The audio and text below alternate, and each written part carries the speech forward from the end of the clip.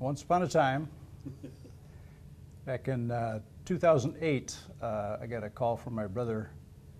It was probably about this time, and he had asked me to join him on an honor flight as a guardian. I said, what's an honor flight?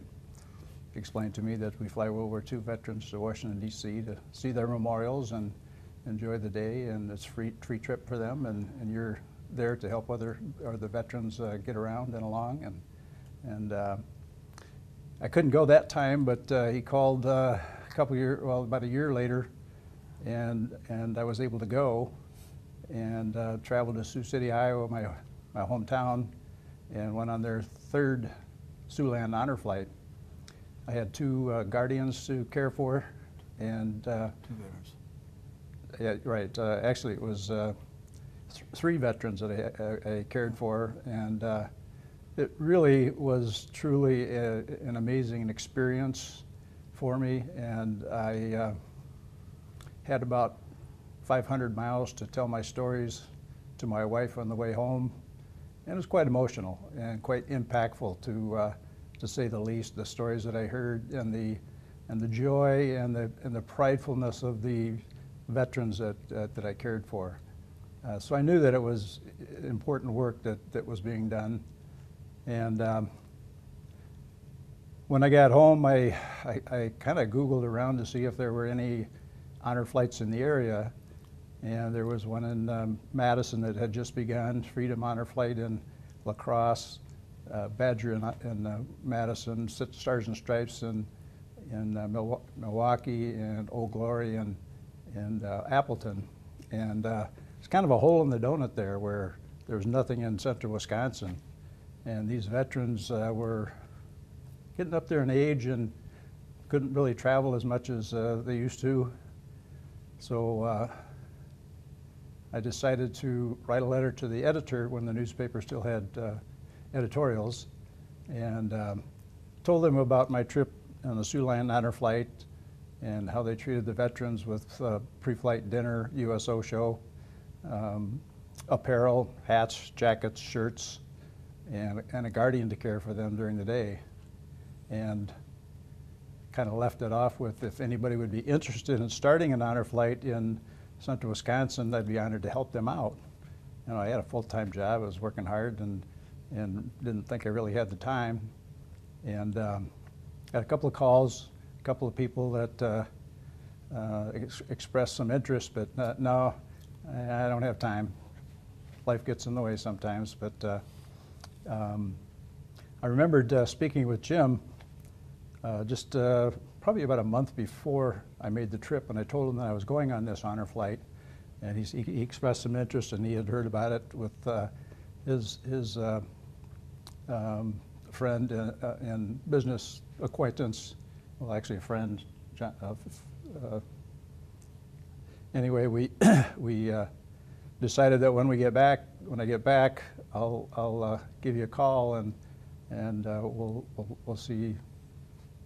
We'll tell you the stories. And so I didn't hear any more on the phone or emails about somebody wanting to start up an honor flight. But I thought, well, I'll give Jim Campbell a try. He had some interest, and I said, let's meet for a fish fry and a beer. And I brought my, what we call in the sales field, impact kit, which has got the kind of a picture guide and their itinerary for the day and their program, and sat down and had the book open, and we're talking about the things that I witnessed that day, some of them very emotional. One of them in particular was, and we do this same ceremony, but it's called Flags of Our Heroes. And when my brother called on that second time, he asked if I had my dad's casket flag. And I said, I do.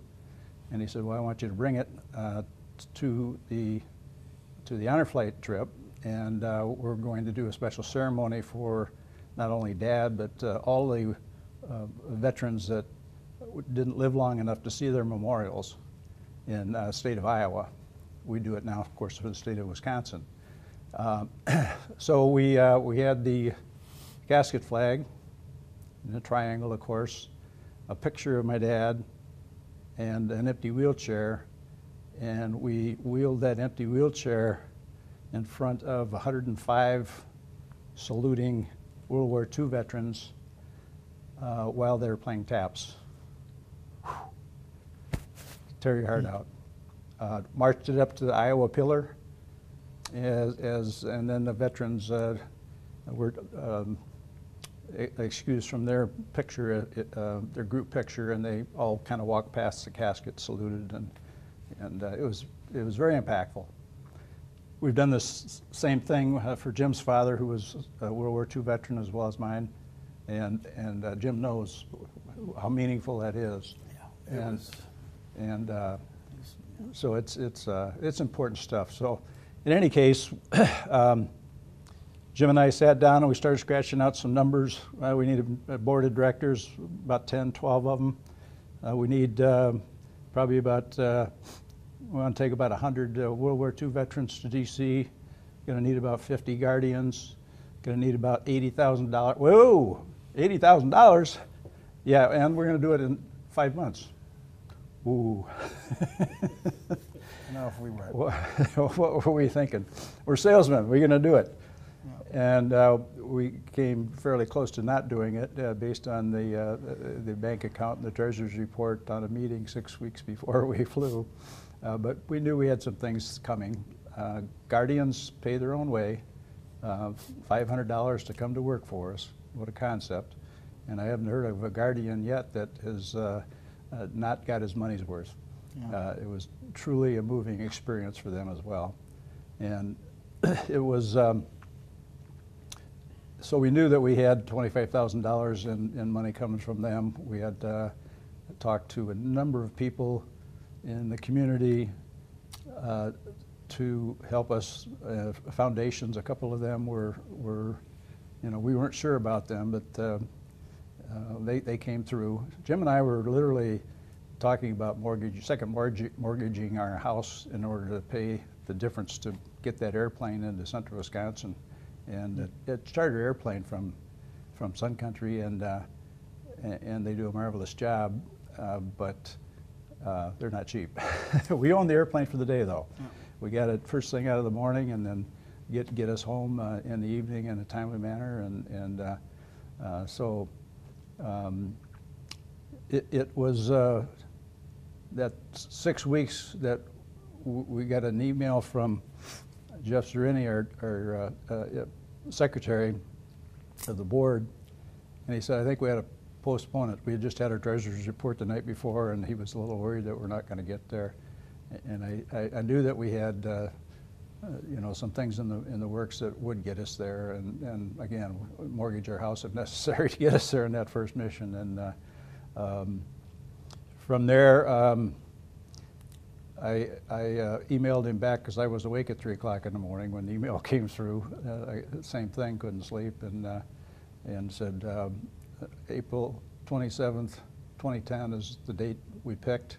That's the date we're flying. Okay. And that's the date we flew.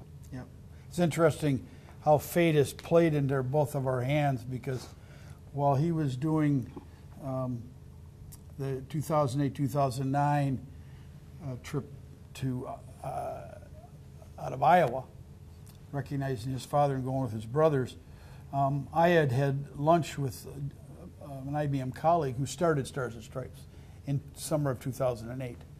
And he said what he's planning on, he went to a reunion for his dad who's no longer living, and he was going to start this honor flight in Milwaukee, and like Mike, had no idea what that was. And he explained it, and I said, and I'm thinking about my father, and I'm going, what a wonderful concept, what a wonderful idea. I said, I'm a little busy right now, maybe when I retire. So wind the clock a year ahead for both of us. He's going to Iowa, and I called National and said, how do you start an honor flight? And they said, first thing you got to do is fly on one, which he was doing, didn't know it at the time. So I applied to Old Glory and Stars and Stripes. to go, to get that check mark in that box. Ironically, I never heard back from him, ever. So now our two roads started to diverge, because he had now gone, he came back, written the letter to the editor, and then called me. Well, I think he called National as well and said, how do you start an honor flight? And he said, there's already a guy up there trying to start one, and that's relocation bar, fish fry, and beer. And he thought he had a sales kit. We called it an IBM. Yep. He didn't have to tell me. I was sold already. And I had you in tears, man. Oh, well, it was very, very emotional. And to say we were excited is an understatement, and scared to death is probably a fair statement as well, because we hadn't been in the fundraising business at all. And quite frankly, we were both corporate sales. So in between the two of us, we knew a lot of people in business. So we said, this is going to be a piece of cake. We're just going to go after all the executives we know in all the businesses in the 19 counties. And so we put together what we thought was a pretty comprehensive and pretty awesome marketing package. Not so much. Mailed 400 pieces out, I think. I think we paid for the postage and maybe one veteran. Then we got a phone call from a local Lions Club. This is about January of 10. And they said, we'd like to sponsor a veteran. And Lions Club, don't you guys do camps for kids and glasses and that kind of thing? The paradigm that I had. Yeah, but we have a lot of veterans. So we made a big deal out of this and a big splash for them in the news and everything else. And Mike and I sat down and said, hey, we're asking the wrong people. So we started making a list of those organizations that I would call veteran-centric, and just started asking, hey, can we come talk to you about a new program? And all those organizations want programs, especially if they're veteran-centric. And it started off, we had to ask and beg, and that didn't last too long. The phone started ringing off the hook. After that first flight, there was a bit of a knowledge about this thing called honor flight, and yeah, that's when we started taking a little bit of traction, and you know, from there we talked to kids with their legs crossed in a school, in grade school, to high school kids, junior high kids, social organizations, retired people. We'd go anywhere and talk to anybody. What's our count? How many presentations have we done? As of 269 as of today, formal, and 10 times that ad lib, stand up and chat a bit. But we used to ask, in a crowd of maybe 50, how many people have heard of the honor flight? 1, 2 hands. A couple of fingers. And after the first couple of flights, we used to ask the reverse question. And I think in 10 years, I saw a total of 9 hands that hadn't heard of the honor flight. Now it's pretty much everyone. And what's really nice to see, I guess, is that not only does everybody you stop on the street know what the honor flight is, half of them know somebody that's gone, if they haven't. and probably 25% have a relative or they've gone on it themselves. I mean, it went from, we'll be 14 years old on Veterans Day. And it's amazing how much, because of a lot of what the press has done, obviously we've made hundreds and hundreds of presentations, but the reason we take press on every flight is to have them tell the stories of local veterans and get it out in the communities. And that, a lot of honor flights don't get that. They don't get the press. They don't get the funding to fill their airplanes with veterans. So we've been very fortunate to live in this state.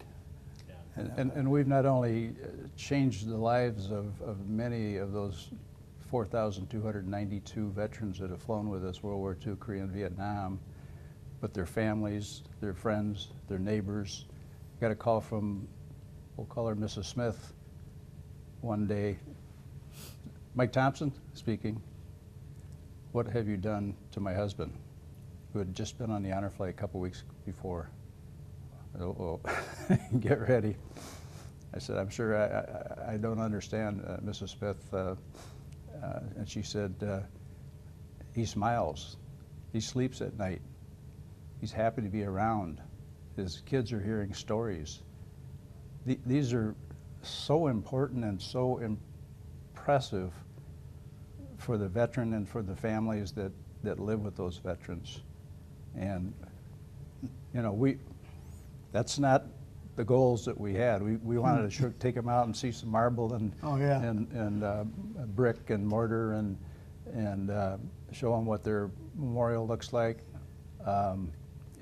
It's literally been a life changer for many of the veterans, and including us. Including us, Including exactly. us. Yeah. I always tell people that we started off, we're going to take a bunch of senior, old guys, World War II guys, because they were in their mid-80s and 90s, to see the most beautiful memorial in D.C.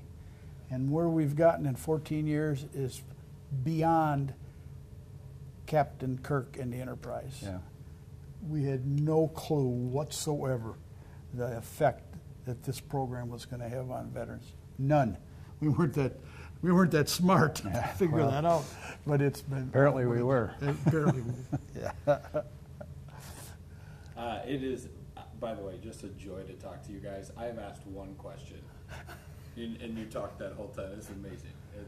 It's I got back here. We'll carry the ball. yeah. I got back You here. just stand by. Yeah. I'll just sit here and try to look pretty. You can do Jeff Dunham. Yeah. Yeah, it's a hell of a story. So tell me a little bit logistically what goes into putting on each honor flight. I mean, you talk about the funding, the pilots, the volunteers, the guardian. It's a huge operation. It really is. We've got a 10, 12 person board of directors. 12, yeah. We've got a president, vice president of marketing, Jim, vice president of operations, vice president of logistics, merchandise individual. We call wheelchairs honor chairs now, so the veterans feel a little more comfortable jumping in or getting an honor chair. He designed it. I mean, we interrupt each other all the time. Yeah. And it's sense. But what he just described is the way businesses are set up. We're not set up, I would say, like a normal nonprofit. What I mean by that, if you're on the board, you show up and you go to a meeting once a month or once a quarter and you make policy decisions. This isn't a resume enhancer. And you eat dinner, lunch, and go home. Our board works 12 months out of the year, and they're responsible for an integral part of the operation.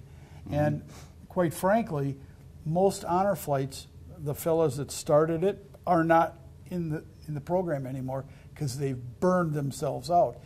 Mike and I were really involved in almost every aspect of the operation, doing stuff now that other people have. Please. Jim created a veterans database, and I took care of the Guardians database, and it's A to Q. I mean, there's an awful lot of data on every single vet in there. You know, how old are you? What's your wife's name? What's your phone number, email address? Where'd you serve? A lot of data in there that is important, and we add more data as needed. So, we've got. Along with that, we've got 264 volunteers that come to the pre-flight dinner and to flight day at the airport, and they all have a function and duty to take care of. And I'm president emeritus now, and when I was president, I had a list of things to do before every honor flight, and I had 30 items on there that I had to, and some of them are simple, like, but got to remember to call the bugler and make sure he's at the World War II Memorial at 0500 or 0800 or whatever, and just item after item. So there's a lot of balls being juggled from each and every one of our people. So it's a mammoth undertaking, but You know, Jim and I stand at the end at the exit of the airplane after every flight and shake every veteran's hands. And a lot of times I'll ask if we passed muster. He said, "You certainly did," and to the point where probably the most common saying that I hear is, "This is a well-oiled machine," and whew, makes you feel good. We had a couple of vets that actually said, pointing to the Capitol, "You guys need to come over here and straighten those guys out." No, thank you. Yeah. We're not political, but yeah, if we wouldn't have learned, but believe me, when you start something and it's your baby, if you will, to pass along and delegate some of the responsibilities, just like running a business, is not easy. But if we wouldn't have done that and got very competent people, we call our board of directors, we would take them and run any organization in this town. They're that good. We have doctors, lawyers, insurance people, financial people, all with their specific good thing that they do. And, Yeah. and again, Otherwise, by 2012, we would have been burned out. yeah. So, and it took a large weight off our shoulders, and it took a while for our other board members, and it took a while to get that board molded. You know, we've had people come and go. Yeah, come and go like any board. Yeah. And they would always come back and touch base, and I said, "No, you're the vice president of. That's your job, and whatever you decide, we'll support you. That's what we're here for. We'll support you." And it's just been phenomenal. I actually call the vice president of operations general, because her job, what she does for us, any other honor flight, there's 4 people doing her job. So we are very, very fortunate to have outstanding people. Yeah. We started a business with our board of directors. Yeah. We did, actually. We did Non-for-profit of the year. Non-for-profit, yeah. Financially, what does it take to get an honor flight off the ground? Well, when we started, Mike alluded to it, it was about mid-'80s. Because of fuel costs and everything else, that's ramped up, and it's 6 figures, 110 to 120,000. Understanding that the Guardians subsidize a bunch of that as well. But you know, when you've got the communities that support us the way they do, with if I told you how many annual fundraisers are being held for us, you wouldn't believe it. You know, you just wouldn't believe it. And it's everything from elementary school kids to major businesses and foundations. Because after that first one, yeah, it was almost the house, but we have sponsor levels. $500 sponsors a vet. Yeah. $1,000 is a team. It's all military terminology. Yeah, a platoon, a division, a company, all the way up to sponsoring a flight, and that's one payment for one flight, and it's $70,000. And because our guardians carry the load for the rest of it, that basically sponsors a flight, and we've had 12 flight sponsors. Counting the one on Monday. Yeah. Either an individual or an organization or a foundation. We had to add a layer on that sponsorship level because we were going over some people that had donated $250,000. And we were trying to noodle around to figure out what everything's military oriented, and my wife came up with Medal of Honor. Which is awesome. And 4? We've had 4. How many fingers did you have there?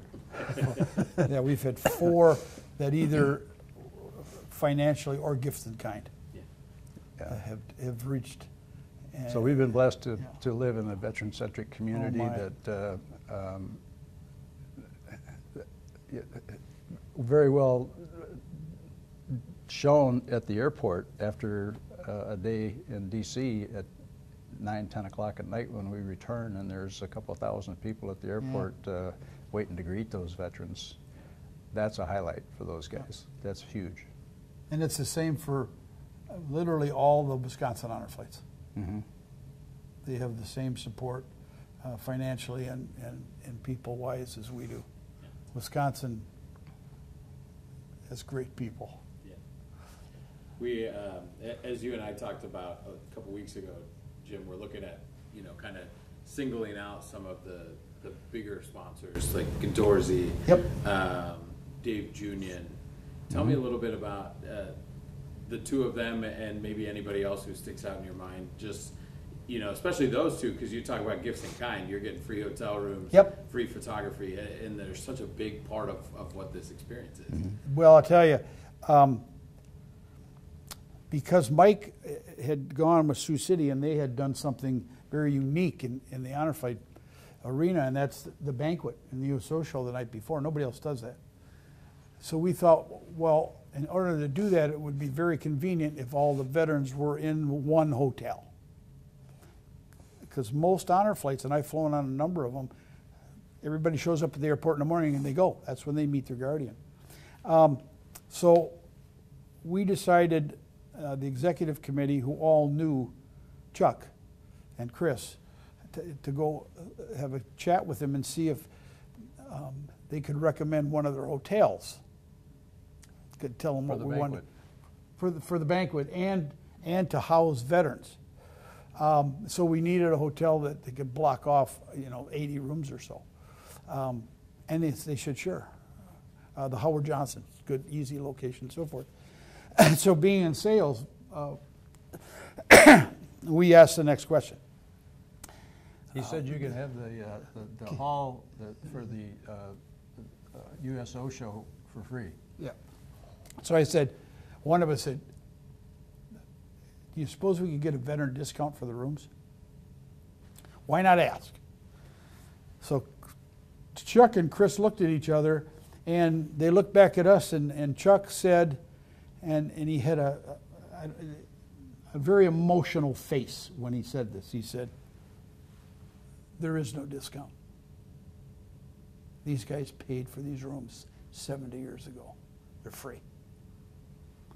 And we went, oh my. In perpetuity. As long as we're flying, the rooms are free for the veterans. Yeah. That's that just knocked us right off our chair. Mm-hmm. And Chuck and his wife and Chris have all gone on flights. Chris is going to be a special ops on this flight. Mm-hmm. Their generosity is beyond measure.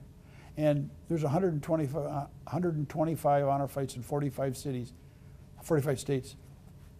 No one has had a relationship because of Chuck. And of course, Junian. I knew him from, well, I think we all knew him from taking our kids' pictures and high school pictures, and I knew him from the area we live in. He's got relatives out there too, and he used to do fireworks on Lake Dubay quite a bit. Anyway, he's a good photographer, and I called him and I said, Dave, would you like to join us in taking some pictures in D.C.? What's it for? And I said, it's a thing called Honor Flight. Fly World War II veterans to. His dad was, I believe he was a Korea veteran, and flew with us with his two sons, Dave and Don Junior. And so Dave's been all in. I think he missed one flight because of a prior commitment, but he's been all in 44 flights and. Guy's going 110 miles an hour all day long. Yeah. Just. And he'll put 1,500, 2,000 pictures on the website for anyone to pull off and use at no expense. If he were to charge for the day's work in D.C. that he spends with us, I think he mentioned $12,500 a flight. A flight, yeah. So those are the two gifts in kind. There's two that it was money.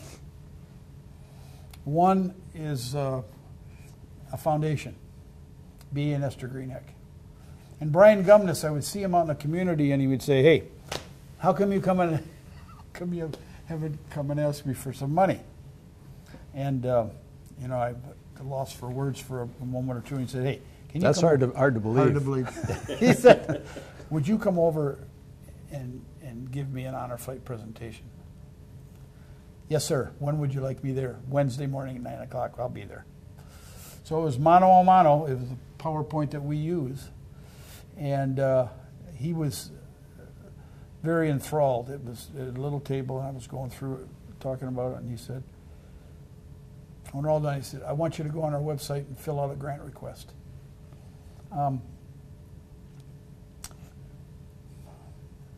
It's the largest sum of money we had heard in the honor flight, let's put it that way. And I remember telling him, it took me about 15 seconds to get my my mouth working, because that was a lot of money. I said, "If you make it this amount, Brian, you'll pay for 3 flights. Make it that amount."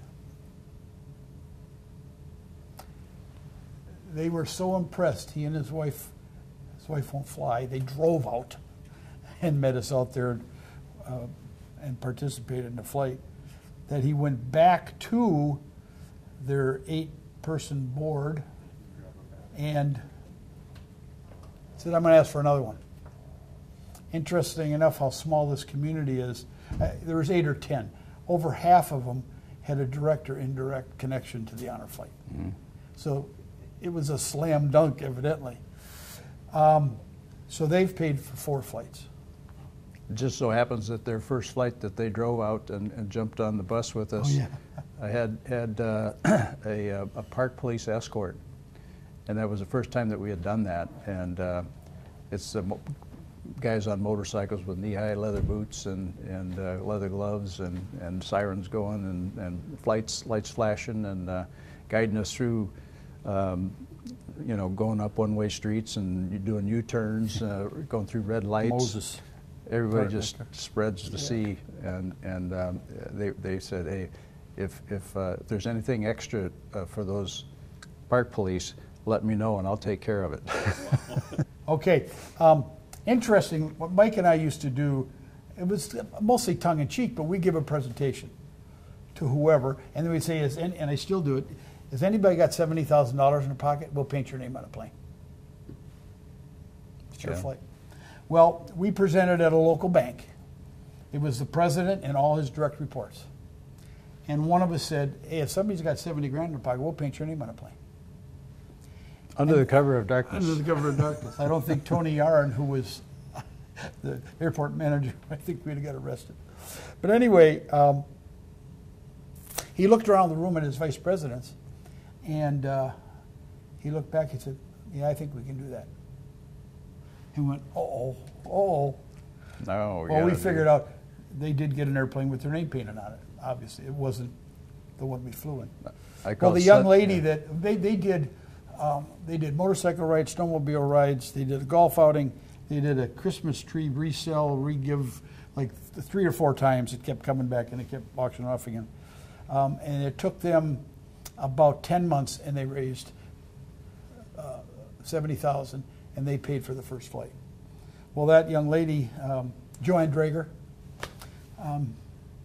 that bank was bought out by another bank, and that bank took over the reins, and she did a golf outing every year. And that bank, she left that bank and went to another bank, and during the interview, she asked the chairman, "Are you going to support my honor flight golf outing?" And he said, "Yes, I will." She said, "It's good, because if the answer was no, I wasn't going to take the job." In 14 years, she has raised $350,000 in a golf outing. And I'll tell you, that's a pretty incredible golf outing. But one of the things she started doing, which is very unique in the golf, they have auctions and all that kind of stuff.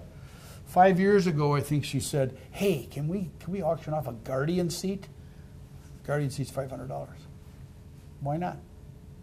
heck, if we make 600, it's a $100 profit, right? So the first year, I remember there's a young lady up front, she got the 1,700, the guy in the back went to 1,800, and she stopped.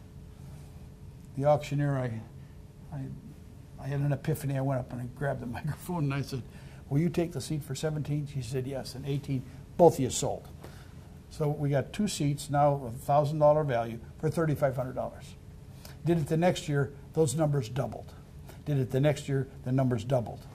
This year, I went 3 deep.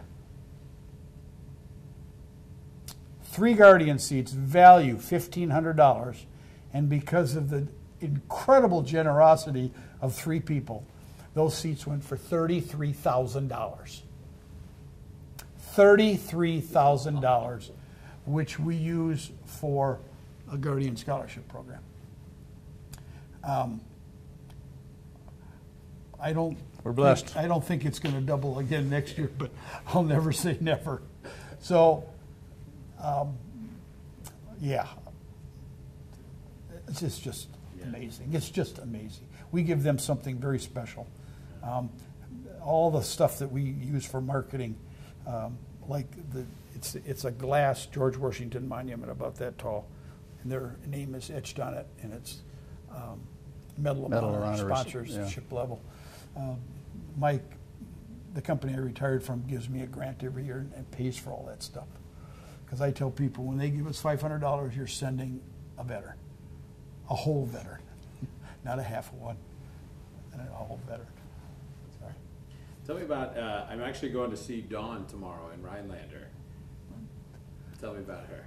Dawn Panzer. God, if I could bottle that up. 5 foot nothing. She has now 3 events in Rhinelander.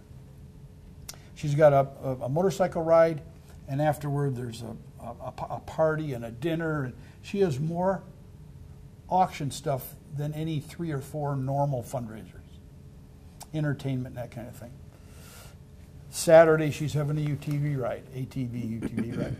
And last 2 Fridays ago she had our first golf outing. Well, I find out, it's March, April time frame, that she was in the finalists for a Volunteer of the Year Chamber of Commerce Award, and she was in the top 3. So I said, you know what, I'm going to go up and support her. If she wins or not, I'm going to be there. Mike Mahalik, who's emceed every HODAG, all 45 of them, event, was the MC. And we're only maybe 15 feet from him, and we're sitting there, and hers is the second to the last one, and she is like a chipmunk on a spinning wheel. She is just nervous as can be. And he looked up and he said, Mr. Campbell, you're going to be glad you drove up here. And then he said Dawn's name, and she just went. So the community recognizes her as well for her support for the veterans. She starts going out to businesses all over the Northwoods, not just Rhinelander. And she's just amazed on the support that she gets. She is a dynamo. Energizer bunny. Oh my goodness! Oh my goodness! 5 foot nothing and 125 miles an hour all the Probably time. more like 4 foot something. I love her to death, and she's got a lot of stuff going on in her life personally that you would think, oh my God, how does this woman do it? And she keeps adding stuff. So, you give her my best. I will. Quick by the numbers, how many flights? 46 on Monday. Yeah. It'll be, ironically, after Monday, we'll have flown 4,400 veterans. Right on the nose, 4,400. Awesome. And so that was my next question. Okay. You have written down. I have 2 more questions, and then I think I've taken enough of your time, and I'm going to get. Hey, we're retired every day Saturday. What's that? We're retired every day as a Saturday. Okay, tell me about the criteria to go on an honor flight. You know, even after 14 years of flying, there's still some misunderstandings in the community, especially the veteran community, with a lot of veterans. They listen to rumors and innuendos that are absolutely false. There is only one criteria. Which is new, by the way. Relatively speaking, yeah. relatively speaking. And it's the same for every honor flight in Wisconsin. If you wore the uniform of the United States military, active duty, reserve, National Guard, prior to May 7th, 1975, you qualified. That's it. You notice I didn't say, but you had to be here or there. Prior to May 7th, 1975, active duty, reserves, or National Guard. Period. Didn't That's need to be in country, in other words. Sure. It's anywhere on the planet. Yep. So that is the only criteria. Gotcha. And what's been the number one benefit that you guys have seen? 14 years ago. 14 years you ago. didn't think it was going to No, be this, did you? no. Well, obviously, the mission for all honor flights is to take veterans to Washington, D.C. or other places that have memorials that were built for them. Obviously, that is a benefit. It's not number one. The other benefit we've seen, specifically those combat veterans, is the closure that many of them have gotten by going on the honor flight. And when I say closure, the end of 50 years of nightmares or 70 years of nightmares. As Mrs. Smith, Yeah. what did you do to my husband? Because he's smiling and he's a different human being. I've seen him change right in front of my eyes, as Mike is, when they touched a name or names on the Vietnam Wall. That certainly is a benefit, but that only is for a small number, relatively speaking, since only 8% or so were actually in combat. The dynamics of 110 veterans in close contact with each other on airplanes and buses creates, or at a coffee shop, Camaraderie. it creates a comfortable environment, and they start talking to each other. And they start talking to each other about things that friends talk about, and then they talk about the military experiences. October flight of last year, I met at the banquet. There's two veterans, two guardians, and their spouses, and the two veterans had just met. They just sat down and just met. And they're talking. The son of the veteran, just to my right, is just listening intently to the conversation. And he's literally choking up. After 10 minutes, he turned to me and he said, I have never heard that story. But he just shared it with a complete stranger who happened to be a veteran on the honor flight. That goes on all day. They find there's a catharsis when you talk about things that are hurting, that are in your heart and soul for 5, 6, 7 decades. And you actually feel a little better. And then they go home, and for the first time, they start talking to their Share family. those stories. Yeah. And by far, the nicest compliment we hear all the time, and it's in the grocery store aisle or whatever, is that, you know, my grandfather went on the honor flight in 2016. Did he like it? Did he have a good time? Did you ever talk about it? They all say the same thing. He never shut up. He talked till the day, in many cases, till the day he passed away, about that experience and about his military experiences. He never stopped talking. This is a veteran that never said a single word, which is very common in the veteran community, that they do not talk to their families. They've regained a pride that they had lost or never had to be in the military, to be a veteran, and that's important to them. And Jim and I have been to a lot of wakes and funerals, and there's generally honor flight pictures all around, and some of his hat maybe, and a challenge coin that we presented to the veterans. And in one case, we have a pin that we give to all of our veterans, and we didn't do that initially, but we went to a funeral. It was shortly after they had flown, a son and father, and So we weren't giving out pins at that time, but we had just gotten this supply of pins, and so we brought a pin to the son and to the wife, and I gave one to the son and one to the wife, and said, "This is on behalf of the Never Forgotten Honor Flight for your husband's or your dad's service." And so I gave it to John, we'll call him the son, and I went over and talked to the wife and gave her a pin, and she was very grateful. And the son came back to me with this pin. I thought, oh, it's broke. He said, "Would you please pin this on my dad's lapel?" Probably the hardest thing I've had to do in the honor flight. But it was important to them, and I still get chills when I say it, but it was quite an experience. It's amazing how many of our alumni veterans from the honor flight are laid to rest in their honor flight clothes. It is unbelievable. So you know that was a significant part of their life. As many have told us, it was the best day of my life. Yeah.